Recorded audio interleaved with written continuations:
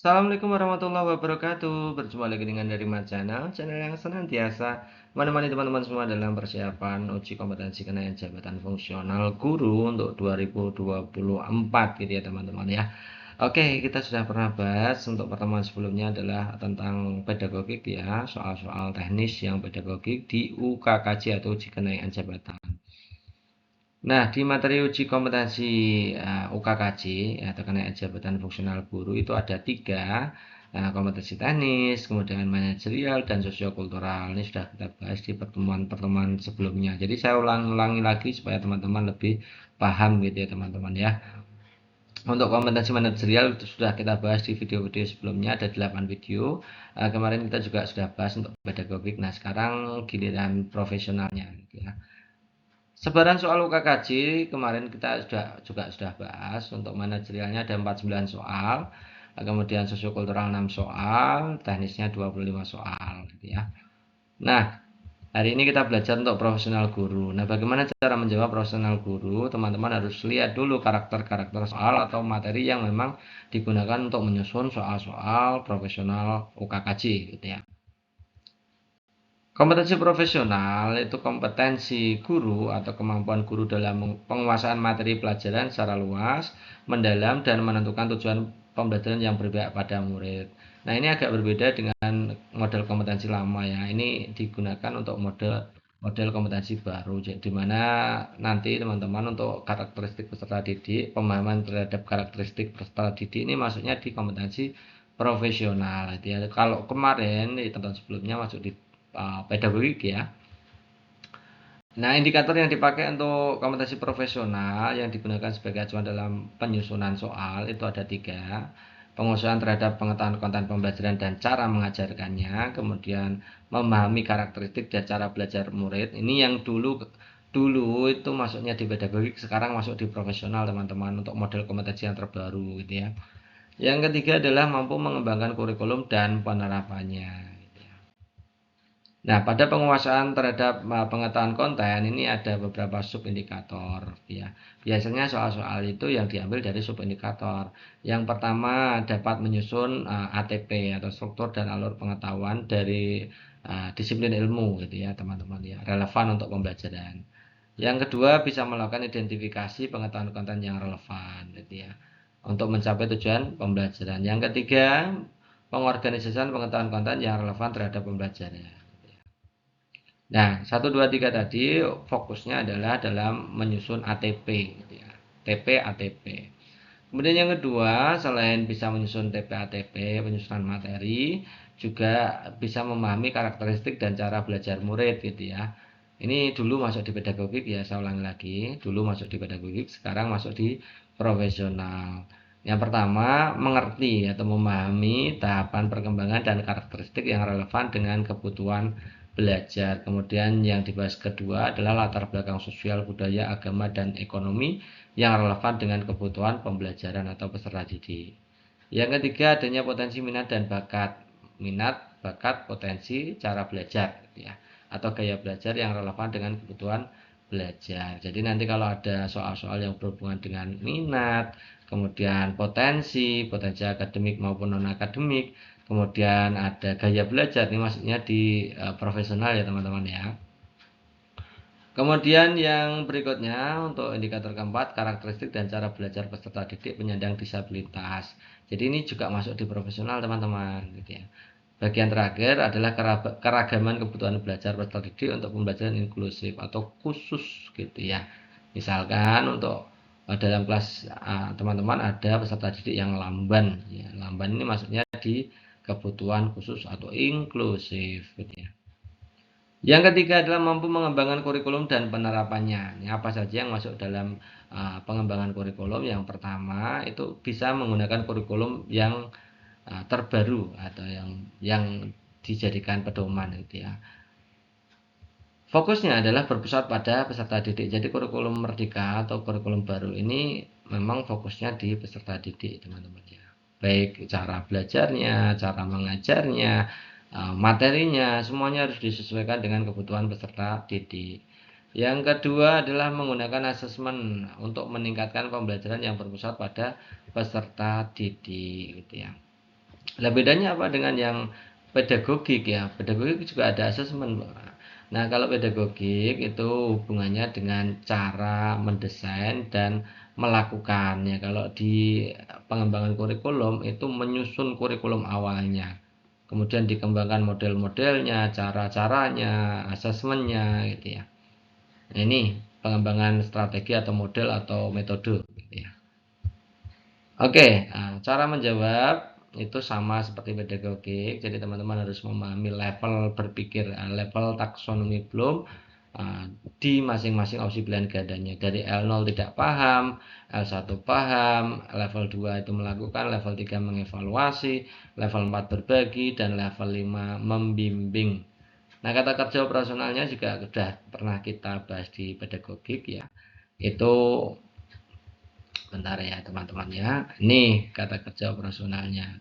Kalau tidak paham itu biasanya meminta orang lain yang melakukan, kemudian membiarkan, ini berarti tidak paham. Nah, yang paham itu biasanya memaklumi, ada sadar akan dan seterusnya. Kalau melakukan itu biasanya ditindakan langsung untuk mengatasi masalah. Ini biasanya masuk di level melakukan. Contohnya mengusulkan, memotivasi, melakukan tindakan, menetapkan, menerapkan, dan lain-lain. Mengevaluasi itu berarti ada proses perbaikan di situ, diidentifikasi, dievaluasi, dianalisis, dirancang perbaikannya gitu ya. Nah, berbagi itu berarti berkolaborasi dan membagikan pengalaman. Kalau sudah mengevaluasi itu pasti sudah mumpuni, jadi level berbagi ini kelasnya di mumpuni. Kalau yang sudah membimbing itu kelasnya di level yang ahli, jadi teman-teman ya. Jarang sekali kita menjumpai soal-soal sampai level berbagi dan membimbing ya. Ini untuk jabatan yang kelasnya tinggi, misalkan guru um, madya ke guru utama gitu ya teman-teman ya. Langsung saja ke karakter soalnya gitu ya. Sekolah Anda mulai menerapkan kurikulum ini sengaja saya kasih bold hitam. Artinya penerapan kurikulum berarti masuk di profesional kan. Nah, saya ulangi lagi, sekolah Anda mulai menerapkan kurikulum merdeka yang mana pembelajaran dilakukan dengan memanfaatkan teknologi. Namun banyak peserta didik yang belum bisa beradaptasi dengan kebiasaan baru. Hal yang sebaiknya Anda lakukan sebagai pengajar di kelas adalah titik-titik. Jadi ini ada kendala dalam penerapan kurikulum merdeka. Ini bagaimana tindakan Anda? Kan intinya gitu ya. Yang A, melakukan pembelajaran sesuai dengan penerapan kurikulum baru yang digunakan. Ini berarti tindakan langsung. Kalau tindakan langsung maksudnya di L2. Melakukan pembelajaran sesuai dengan analisis kebutuhan peserta didik. Nah, ini ada kata-kata analisis. Jadi menganalisis dulu kebutuhan peserta didik baru dirancang ya perbaikannya. Itu ya berarti L3. Memadukan pembelajaran antara kurikulum lama dan baru ini juga langsung gitu ya. Mengikuti cara guru lain dalam pembelajaran di kelas berarti ini tidak paham L0 gitu ya. Maka jawaban terbaiknya pasti opsi B. Next berikutnya tahun ini terdapat program sekolah berupa asesmen berbasis proyek. Dalam dalam program ini peserta didik diharapkan mampu menyelesaikan proyek untuk selanjutnya akan diadakan penilaian. Namun pihak sekolah merasa penilaian dengan sistem lama dirasa kurang mengikuti zaman. Langkah yang Anda lakukan adalah titik-titik. Berarti ini harus ada perbaikan, gitu ya teman-teman ya. Ingat dalam memperbaiki harus dilakukan analisis dulu, gitu ya. Kita lihat opsi A, menyusun laporan pembelajaran dalam bentuk digital agar mudah diakses oleh guru dan peserta didik. Jadi ini ada perbaikan yang biasanya manual ke bentuk digital. Nah, proses perbaikan ini namanya L3 ya, level 3 ya. Meminta bantuan kepada guru lain untuk melaksanakan penilaian. Nah, nih pasti L0 ya. Tetap menggunakan metode lama dalam menyusun laporan pembelajaran ini berarti L2 nih melakukan ya. Meminta pihak sekolah untuk memfasilitasi penilaian ini berarti baru sekedar paham itu ya L1. Maka jawaban terbaiknya opsi A. Next berikutnya, sebagai guru mata pelajaran Anda diharapkan mampu memberi materi yang dapat mudah dipahami oleh siswa. Di sekolah, Anda dinilai sangat kompeten dalam mengajar. Namun tahun ini mata pelajaran yang Anda ampu mengalami kemerosotan, terlihat banyak peserta didik yang memiliki nilai rendah gitu ya. Langkah yang Anda lakukan adalah titik-titik. Jadi ini hubungannya dengan pemberian materi gitu ya. Pemberian materi dengan hasil kok tidak sama gitu ya. Ini berarti masuk profesional kan. Yang A, meminta peserta didik yang memiliki nilai tinggi untuk membantu temannya yang masih memiliki nilai rendah. Berarti ini tindakan secara langsung. Maka jawab ini L2 gitu ya. Mengusulkan jam tambahan ini juga L2.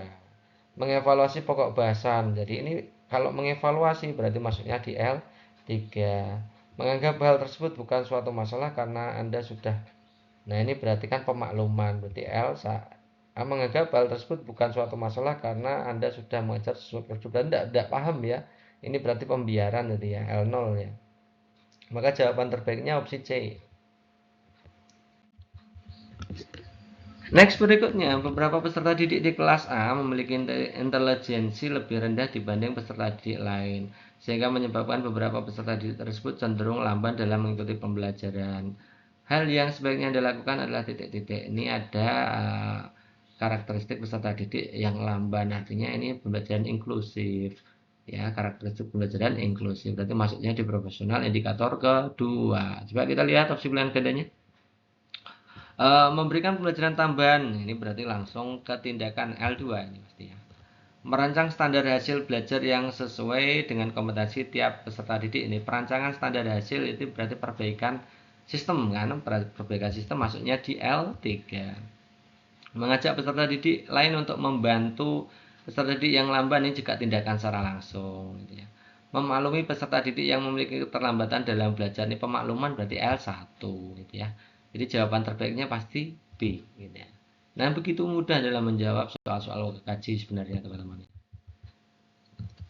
Salah satu implementasi kurikulum Merdeka adalah adanya kegiatan proyek penguatan profil pelajar Pancasila.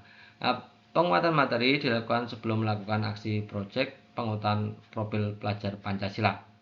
Nah, namun di lapangan ditemukan para peserta didik mengalami kesulitan dalam melaksanakan kegiatan tersebut. Upaya yang Anda lakukan adalah titik-titik ini juga termasuk kendala dalam penerapan kurikulum kan. Nah, terutama di bagian awal yaitu di penguatan materi sebelum kegiatan pelaksanaan proyek penguatan profil pelajar Pancasila gitu ya. Oke, kita lihat opsi pilihan gandanya. Yang A, meminta peserta didik untuk melakukan kegiatan sesuai dengan kemampuan yang dimilikinya. Berarti ini tindakan langsung L2. Memberikan motivasi, ini L2. Membantu pembuatan konsep kegiatan yang menggambarkan, ini membuat konsep ya. Kegiatan yang menggambarkan profil pelajar Pancasila, ini juga tindakan langsung L2. Mengevaluasi kegiatan penguatan materi yang telah diberikan sudah dipahami peserta didik atau belum. Ini proses pengevaluasian ini masuknya di L3. Maka jawaban terbaiknya opsi D. Nah, gitu teman-teman ya. Para peserta didik mengusulkan untuk melakukan studi tour di lokasi lain yang lebih jauh dan menantang gitu ya. Hal tersebut dikarenakan selama ini lokasi studi tour selalu diadakan di tempat-tempat yang sama sehingga peserta didik cenderung bosan. Anda termasuk salah satu panitia dalam studi tour periode kali ini sehingga hal yang sebaiknya Anda lakukan adalah titik-titik. Ini kalau ada diksi bosan itu berarti hubungannya dengan minat ya. Minat peserta didik dan mengembangkan minat peserta didik maksudnya di karakteristik peserta didik berarti di indikator kedua profesional gitu ya. Kita lihat opsi A, menolak usulan. Nah, menolak usulan berarti kan tidak paham kan ya. L0 ya. Menjelaskan kepada peserta didik bahwa usulan tersebut akan dipertimbangkan. Ini berarti memahami ya. Baru sekedar memahami, belum melakukan apa-apa. Baru dipertimbangkan berarti L1. Meminta pendapat dan pertimbangan guru lain dan menyerahkan keputusan pada kepala sekolah, ini berarti tidak bisa memutuskan, ini L1 juga. Ya. Menyetujui usulan peserta didik dengan menyiapkan lebih banyak persiapan, berarti ada perbaikan. Menerima usulan itu perbaikan, kemudian menyiapkan lebih banyak persiapan juga merancang perbaikan. Jadi L3-nya di sini. Maka jawaban terbaiknya di opsi D. Agenda perlombaan adalah kegiatan yang ditunggu-tunggu oleh pihak sekolah. Tahun ini Anda diminta pihak sekolah untuk mencari kandidat peserta lomba yang dapat mewakili sekolah di tingkat kabupaten. Namun Anda kesulitan dalam menentukan peserta didik yang masuk kualifikasi yang dapat mewakili sekolah. Upaya yang Anda lakukan adalah titik-titik. Jadi ini terkait dengan karakteristik peserta didik ya. Kalau di sini mencari kandidat peserta lomba berarti hubungannya dengan potensi. Ya, Anda itu mengenali potensi peserta didik apa tidak. Ya, kita lihat opsi A. Meminta guru lain untuk mencari peserta didik berarti ini L0. mengusulkan kepada pihak sekolah peserta didik yang memiliki nilai tinggi di kelas untuk mewakili. Ini berarti tindakan ya, L2. Menunjuk peserta didik yang dirasa mampu untuk menjadi wakil sekolah, ini tindakan juga. Mengusulkan tes tertulis disertai wawancara untuk menentukan kandidat peserta lomba yang dapat mewakili sekolah. Ini prosesnya ada perancangan sistem, jadi ya perancangan sistem, ada tes tulis, ada wawancara, sehingga ini pasti masuk L3. Nah, jawaban terbaiknya D gitu ya. Nah, itu teman-teman untuk pembahasan dari soal-soal UKKJ atau uji kompetensi kenaikan jabatan. Nah, teman-teman kalau mau belajar lebih lanjut ya, belajar secara total bentuk-bentuk soalnya, teman-teman bisa memesan buku ya, memesan bukan buku ya, e-book ya. Memesan e-book yang dari Channel sudah buatkan e-book khusus untuk UKKJ gitu ya. Dulu dari Channel sudah membuatkan e-book untuk P3K, kemudian PPG, Pretest, UP, dan lain-lain. Sekarang untuk kali ini kita demi untuk teman-teman ya, untuk persiapan pelaksanaan UKKJ atau uji kompetensi kenaikan jabatan, dari Channel juga meluncurkan e-book ya. E-book itu buku elektronik ya teman-teman, bentuknya file, teman-teman bisa belajar di situ dengan mudah, dengan HP juga bisa digunakan gitu ya, bisa diputar gitu ya.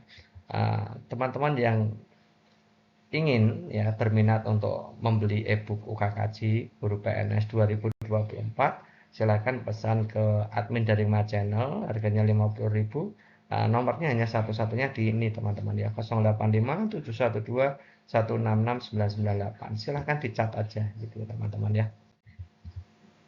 Nah, itu dulu teman-teman untuk pembahasan kita kali ini. Terima kasih atas perhatiannya. Wassalamualaikum warahmatullahi wabarakatuh.